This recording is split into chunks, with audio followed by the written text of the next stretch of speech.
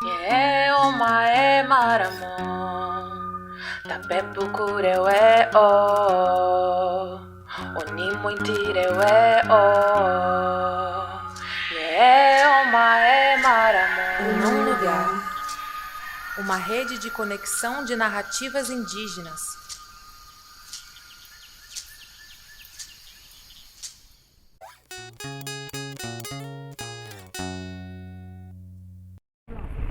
Então, nesse processo de retomar e de entender a ancestralidade, a consciência de ser uma pessoa charrua, para além de ser uma pessoa indígena, ela vem muito do contato que eu tive com meus bisavós, o vô Ciro, a vó Isaura, e também com a minha avó, mas assim, os meus bisavós, eles eram nossa ponte, assim, sabe, da ancestralidade. E eles que me passaram, assim, um ensinamento que pra mim pode parecer uma coisa muito simples, mas na verdade é uma das coisas mais complexas, assim, que eu já recebi e que eu nunca esqueço, que é se entender, através do céu, tipo, o céu do sul e as estrelas, que sempre, assim, sempre deram as direções, assim, para o nosso povo, como o Cruzeiro do Sul, que no povo charrua é Betumiri, e essa constelação, ela é uma constelação que aponta para o sul, então, além dela ser sagrada por mostrar essa direção, ela também simboliza a pata de um pavão, de um nhandu. Então, quando meu avô conta essa história, quando ele me ensina as estrelas, quando ele me ensina a olhar para o céu e entender, alguns cantos do céu, eu consigo, tipo, guardar isso na minha memória e consigo, assim, olhar através de outras pessoas charrua, essa mesma história, essa mesma conexão, essa mesma ligação, do quanto isso é importante. E não só com as estrelas, mas também com a lua, a minha avó, Isaura, então, tudo que o meu bisavô falava das estrelas, a minha avó falava sobre a lua, que Guidaí, na língua charrua. Então, a consciência, ela vem através desses rastros, sabe? Eu acredito muito que a gente só retoma porque a gente sente isso dentro da gente, a gente sente esses rastros de ancestralidade, E mesmo estando na cidade, mesmo estando na favela, em qualquer contexto que seja,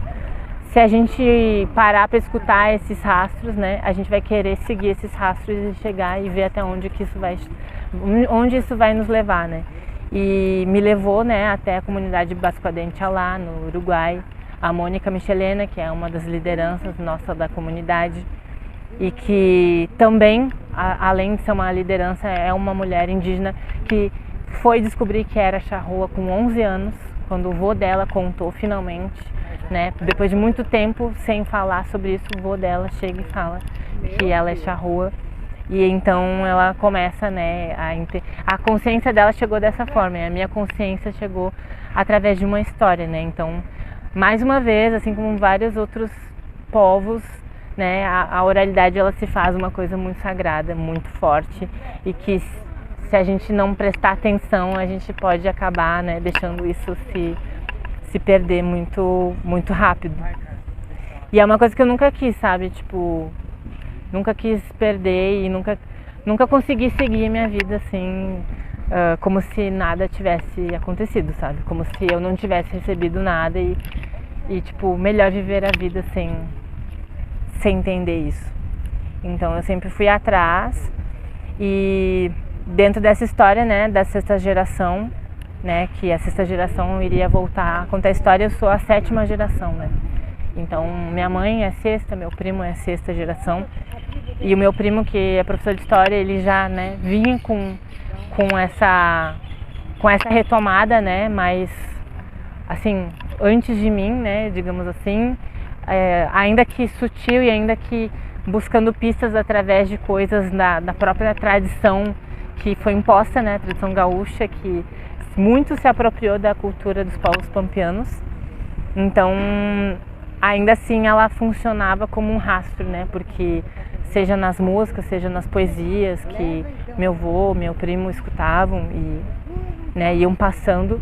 Todas elas eram falando sobre o Pampa, sobre a ancestralidade, sobre a terra. E eu acho que esses são pontos, né, que fazem a gente deixar de acreditar que a gente é lá o imaginário bugre e começar a pensar que sim, existe uma identidade que está quase sendo perdida, sabe? E aí a gente tem que agir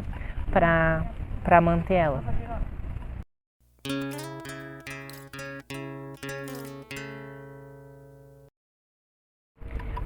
A gente fez recentemente um documentário que se chama Corpo Terra, Manifesto das Retomadas. E aí eu coloquei esse título, né, Manifesto das Retomadas, porque eu não acredito em uma forma só de retomada, né? Eu acho que, assim como eu falei, eu sou de um povo que está em retomada, né? A maioria das comunidades estão retomando. E também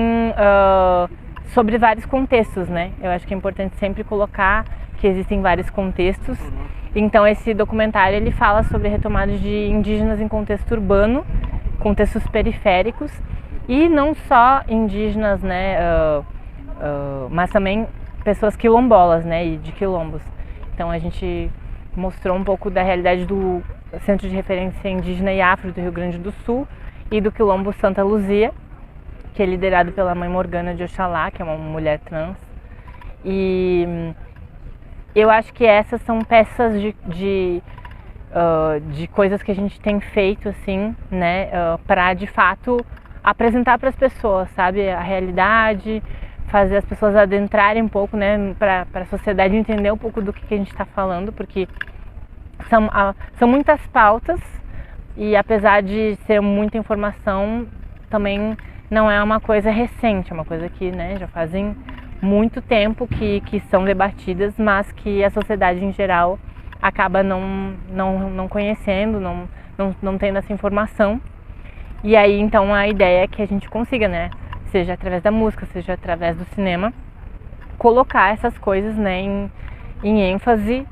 e aí quem sabe garantir apoio, né, garantir apoio na luta mesmo, né, assim que nem a gente aqui no ATL chegar aqui e não ter só pessoas indígenas lutando pela vida, né, mas sim toda a sociedade que é, né, todas as pessoas que são impactadas por tudo que a gente está lutando, né, que é uma luta pela vida, é uma luta para garantir direito de saúde, educação e para garantir água, para garantir alimento, né. Então eu acho que a gente fazer com que a sociedade entenda isso, sabe, porque a gente vive nesse mundo que ele não é finito, mas acho que as nossas condições de vida aqui são finitas se a gente não cuidar disso, né? Porque como a Ailton Krenak mesmo fala, a Terra ela pode deixar a gente de lado e seguir o caminho dela. Então a gente tem que talvez usar algumas coisas assim que impacte a sociedade para que a sociedade acorde, sabe? E venha junto com a gente nessa luta, sabe? Pelo bem viver. Acho que é isso.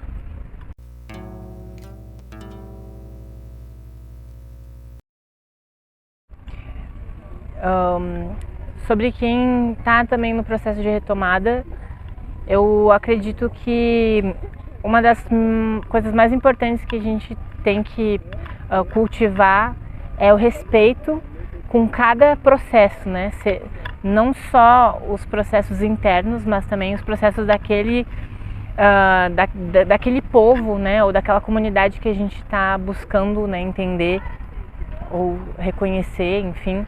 porque tudo isso é sobre a colonização, tudo isso é sobre feridas coloniais e nem toda a comunidade vai estar assim super aberta, né, a ter essa troca, porque é uma coisa que dói, é uma coisa que machuca, né, e que mexe muito com as pessoas. Então uma coisa que eu aprendi muito, assim, até inclusive errando, é ter esse respeito, sabe? Tipo, ter esse cuidado com as pessoas que eu entro em contato para saber da minha história, para entender, né? Mas ao mesmo tempo entender que essa história ela só vai vir de dentro, né? Ela só vai vir das pessoas que geraram a gente, as pessoas que trouxeram a gente até aqui onde a gente está. Mas que nunca se limita a um só lugar, sabe? Como mesmo essa história toda, né, de ser de um povo transfronteiriço, mas também de ser uma família que percorreu, né, do Uruguai para Santa Catarina. Agora eu moro no Rio Grande do Sul e agora estou aqui em Brasília e continuo sendo o que eu sou e levando essa memória, sabe? Então eu acho que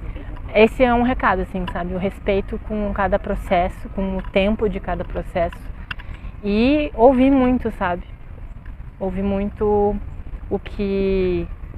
não só o que é falado, assim, sabe, de outros parentes, mas também da nossa família, mas ouvir além do que é falado, sabe, ouvir sinais, estar atenta a essas coisas, aos rastros, sabe, acho que o mais importante são esses rastros.